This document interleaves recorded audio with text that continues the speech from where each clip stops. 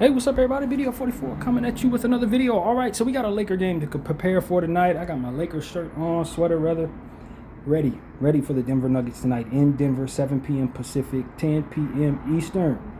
And yeah, this is one of the big games. Obviously, anytime we see the Denver Nuggets, it's a big deal for us because we have had trouble with the Denver Nuggets for several years in a row now. So going up to Denver is never easy, and although Denver is a team that hasn't been playing their best ball,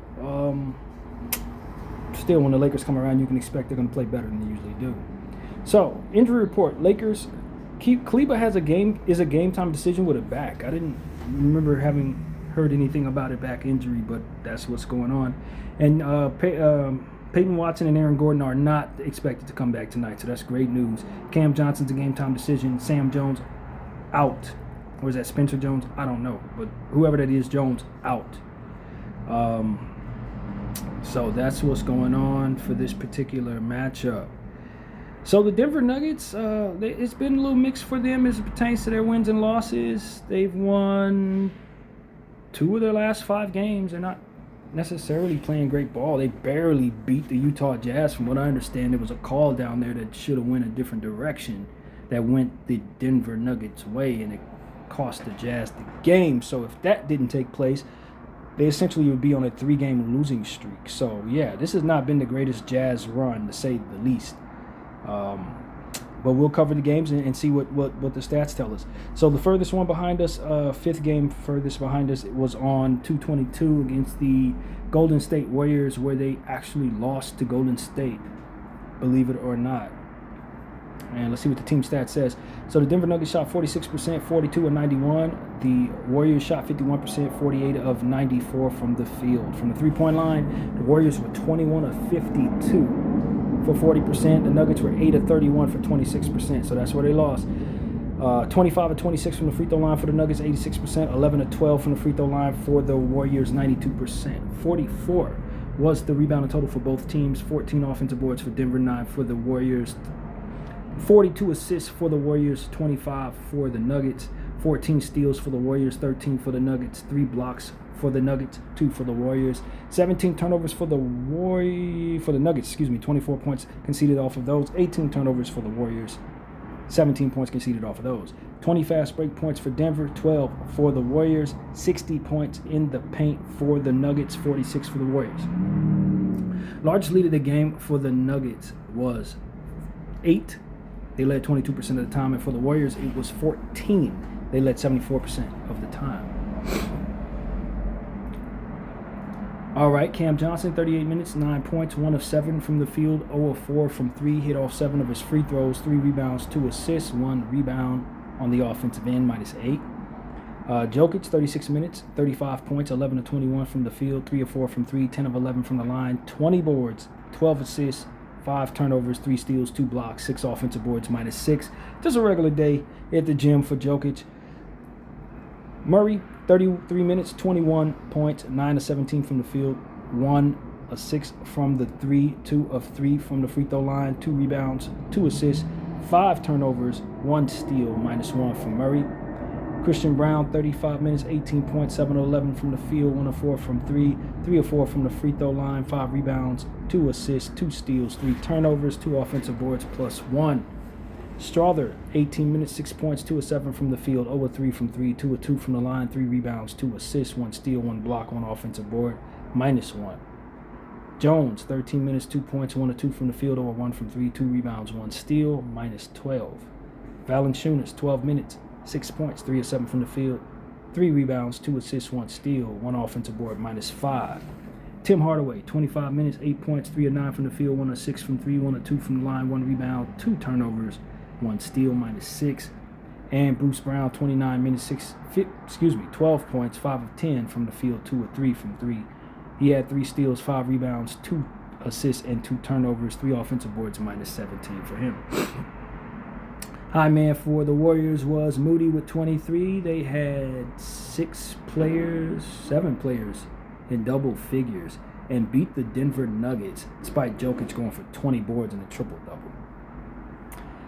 Yeah, Denver Nuggets, without their boards, their power forwards rather, they're not the same club.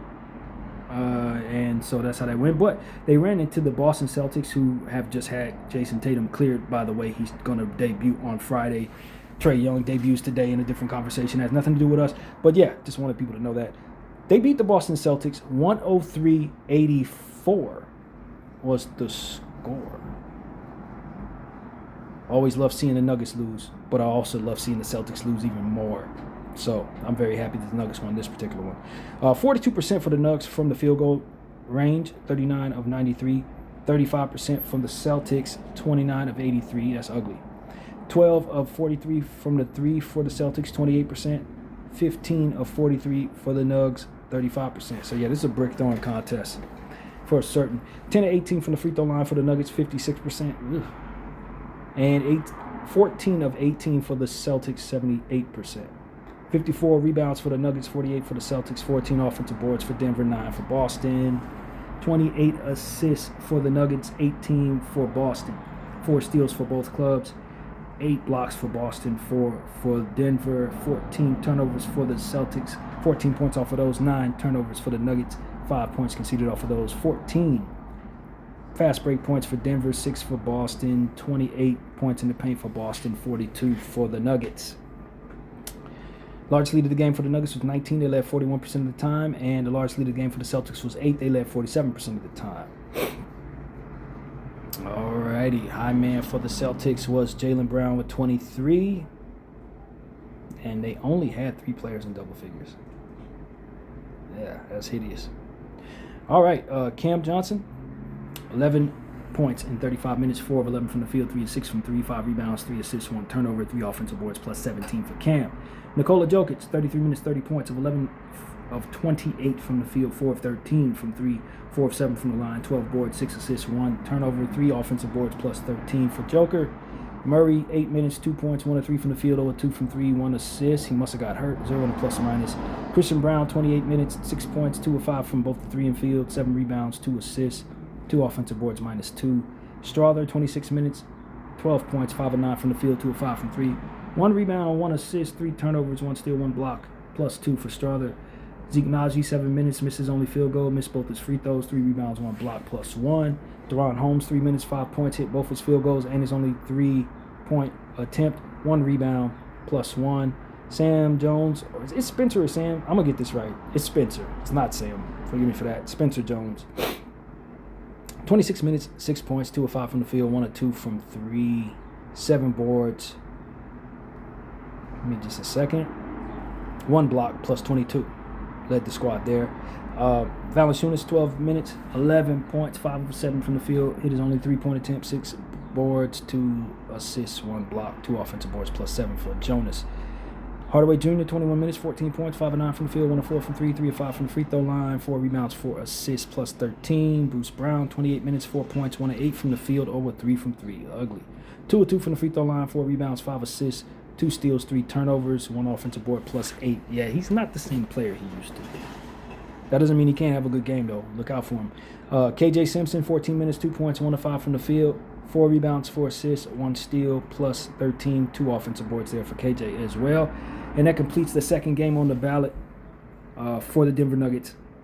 They got the victory over the Nuggets, over the Boston Celtics, rather big.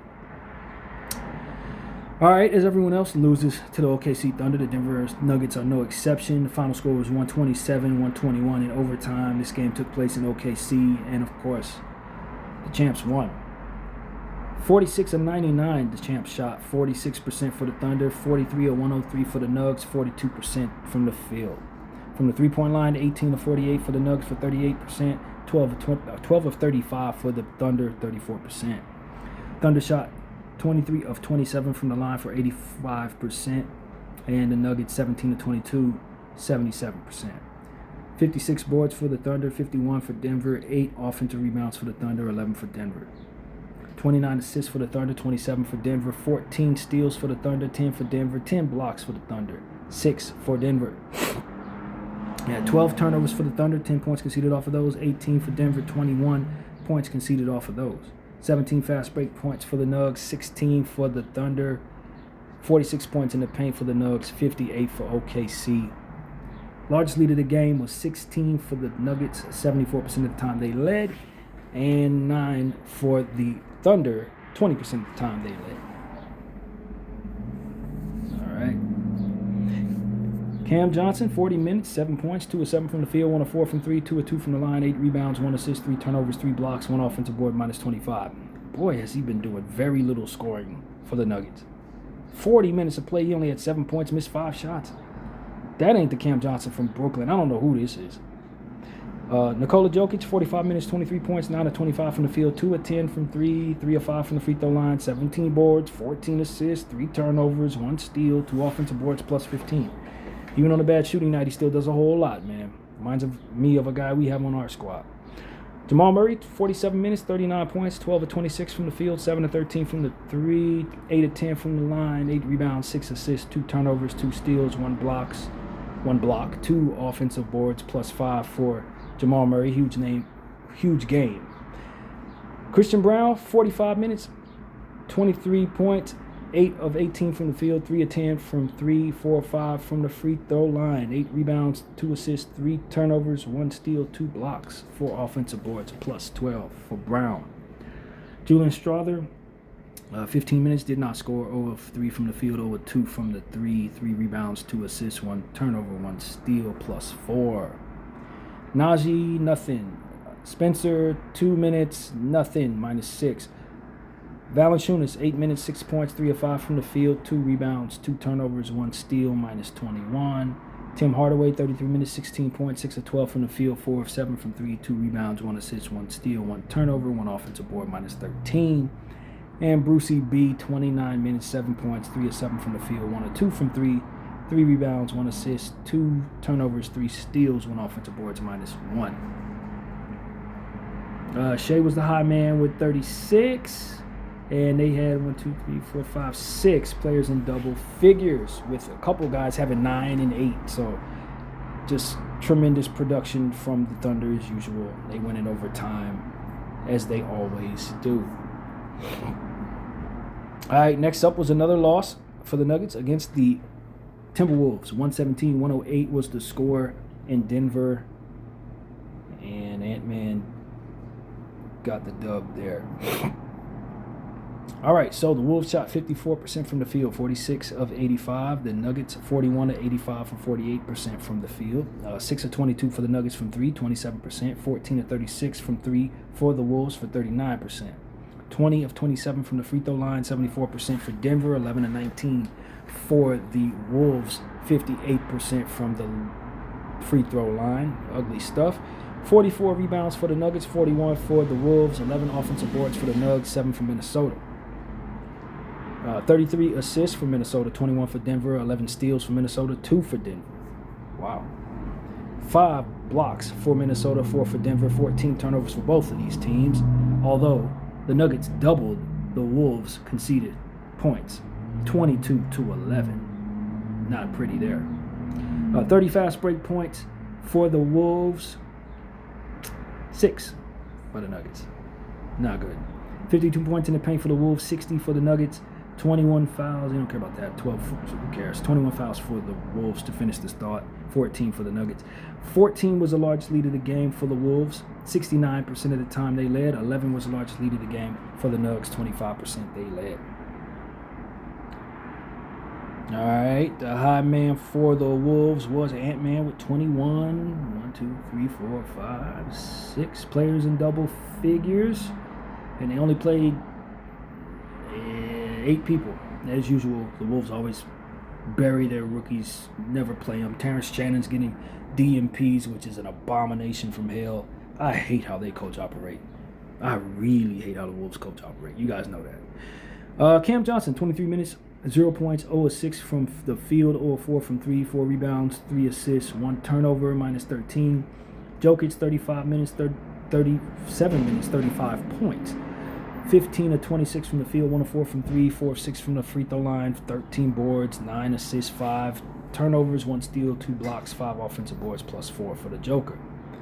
Jamal Murray, 39 minutes, 25 points, 9 of 22 from the field, 2 of 6 from 3, 5 of 7 from the line, 5 rebounds, 4 assists, 3 turnovers, minus 7 for Jamal Murray. Christian Braun, 38 minutes, 15 points, 5 at 9 from the field, 0 at 2 from 3, hit all 5 of his free throws, 6 rebounds, 1 assist, 3 offensive boards plus 2. Strother, 17 minutes, 2 points, 1 to 4 from the field, 0 1 from 3, nothing else plus 8. Zeke Naji, 6 minutes, 2 points, 1 to 3 from the field, 0 1 from 3, 1 rebound, -7. It's no wonder they were struggling. They got nothing out of some of these people they drafted.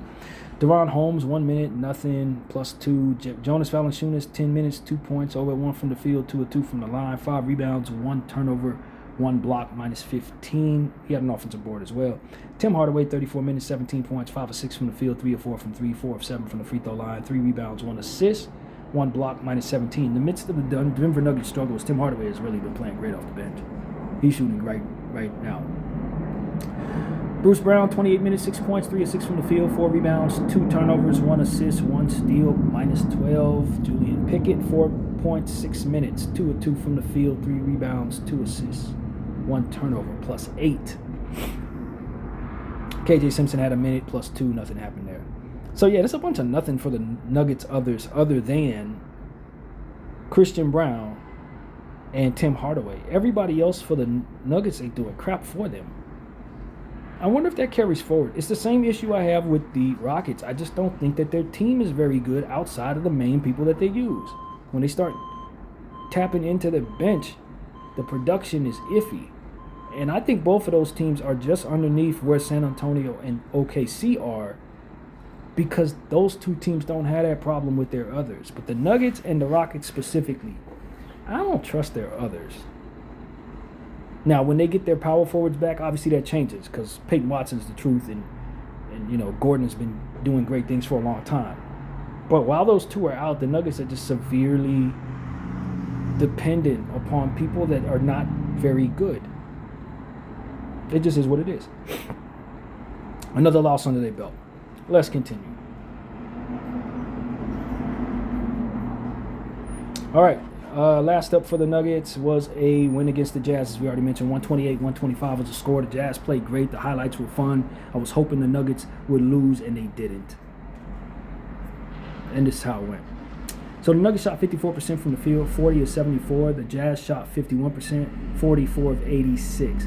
From the three-point line, Jazz 38%, 15 of 39. For the Nuggets, 41%, 16 of 39. From the free throw line, 32 of 35. What is this thing doing? Here we go.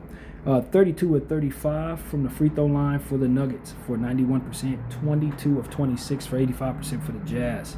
That is a lot of free throws, man.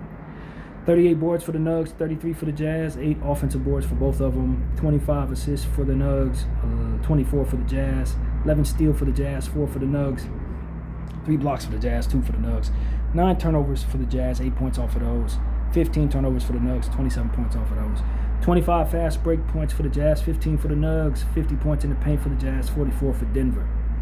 And the largest lead of the game for the Jazz was 6. They led 31% of the time, and for the Nuggets, it was 9. They led 60% of the time. All right.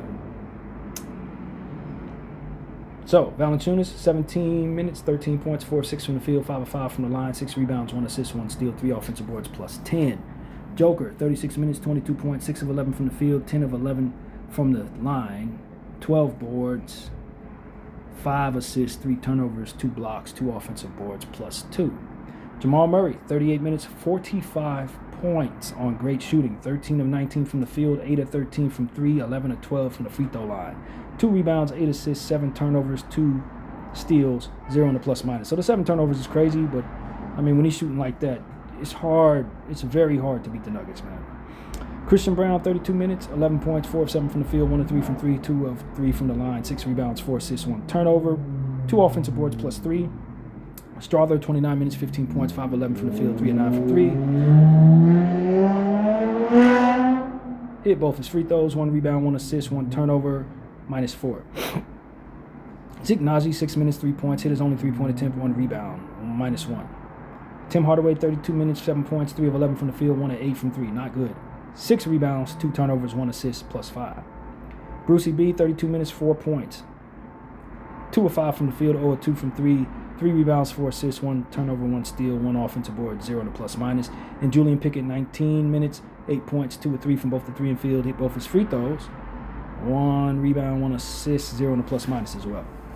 So yeah, that's what it was, man. Jamal Murray and Jokic, they got 5 players in double figures. Pretty good shooting from Pickett off the bench, but I mean, it's hard finding production off of this Nuggets team. They just, if I'm being real with you, they draft poorly, man. I mean, that's what I really see.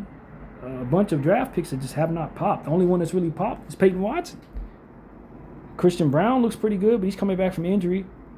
Aside from that, it's their stars and then a bunch of people that just probably should have been left on the draft board for other prospects. I really feel that way. They just drafted poorly. So the high man for the Jazz was Keontae George with 36 points. They had 5 players in double figures with a couple guys with 8 as well. So yeah, the Jazz played great, but the Nuggets got the call at the end. I don't know. I never saw the play. I just heard about it. They actually didn't show that in the highlights. So that's how that went. Nuggets win. And that is what we have to say about the Nuggets, man.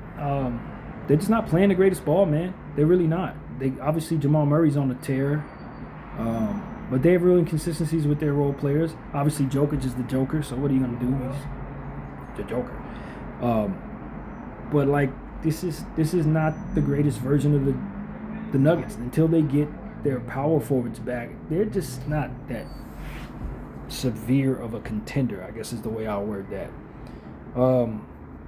But that doesn't mean that they're not running into a Laker team that they might be better than today. We've been playing better ball, though. We're on a 3-game winning streak for ourselves. We feel good. We've beaten up on some whack teams that ain't really that serious. But the Pelicans were a formidable opponent who were trying to win. And we were able to get a good victory there despite having an 8-point deficit with 7 minutes to go. And a lot of complaints from both teams in regards to the refs. I think we were able to overcome them in a physical matchup. It was a proud win, I think. So we take that energy into altitude. This game is definitely in Denver. There will be some effect to the altitude. But our squad is feeling good about themselves, and we've been playing offense a bit better. Our passing has been better, or at least it was against Warriors and the Kings. And we hope to be able to kind of push forward some momentum and keep our winning ways alive against a good team for a change. Now, is it likely we're going to play well against a good team? Based on the history, nah, we're probably going to lose because it's a playoff team and we lose to playoff teams. But I would love for us to break the mold on that tonight and see ourselves a victor against a team that we really do need to have wins against just for the overall morale of our squad. So I want to see Austin Reeves break out of his slump. I want to see Rui Hachimura break out of his slump. Those are 2 players that we need to score the ball tonight. And if they're not themselves, we are severely hampered ball club. So that's important. Luke Kennard's continued to play well. That was definitely a great pickup for us. We want to continue to see him improve his usage in the offense.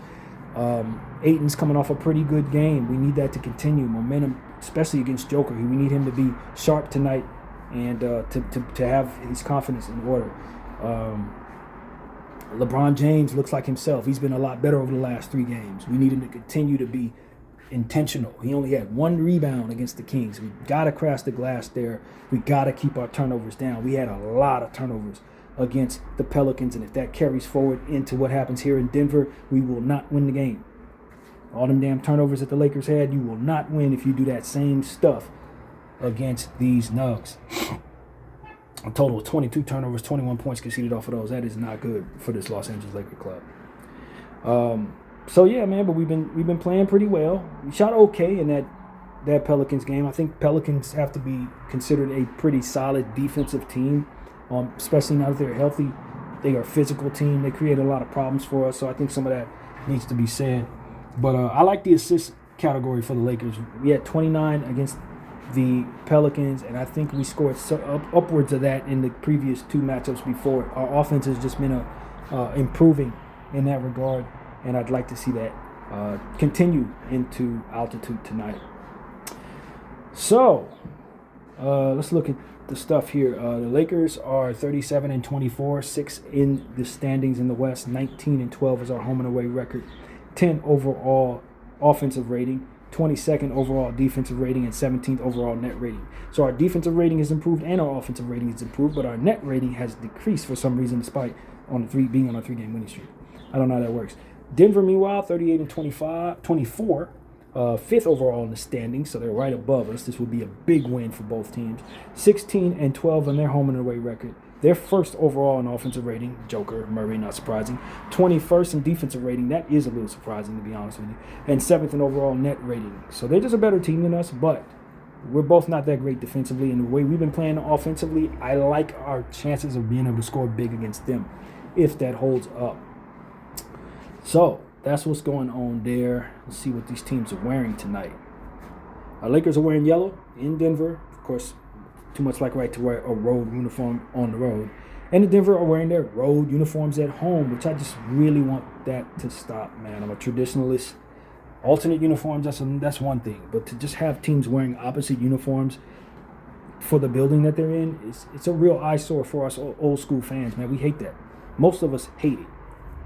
So that's what I want to say, man. Starters for the Nuggets: Jamal Murray, Julian Strawther, Christian Brown, Cam Johnson, Nikola Jokic. A little thin there. A little thin. I wonder if JJ will match up with them or make them match up with us by going a little bigger. Usually JJ doesn't dictate terms. He tends to respond to what he sees others do and tries to match up with them. I would prefer to go big and force them to amend that. That's what I would prefer us to do. Jamal Murray, yeah, I already said that. Marcus Smart, Austin Reeves, Luka Doncic, LeBron James, DeAndre Ayton are projected starters. I like what I saw from Marcus Smart. Gave him player of the game in the last one. I think he's essential to winning. I still think that the size of what's the young fella name? I don't know why these guys' names always leave my mind, but I think the size of our young player. I'm gonna find out what his name is and come back to you guys. But I think we should put somebody else in the starting lineup. That's basically what I'm saying. Marcus Smart, I think he's having him in the starting lineup can be very helpful, but it's not necessarily about him. It's more so about this kid, that name I will know right now. He just don't play as well when he comes off the bench, and we talk about this all the time. Jake LaRavia, he just don't play well off the bench, and it's been hard to get production for him off of the bench lately.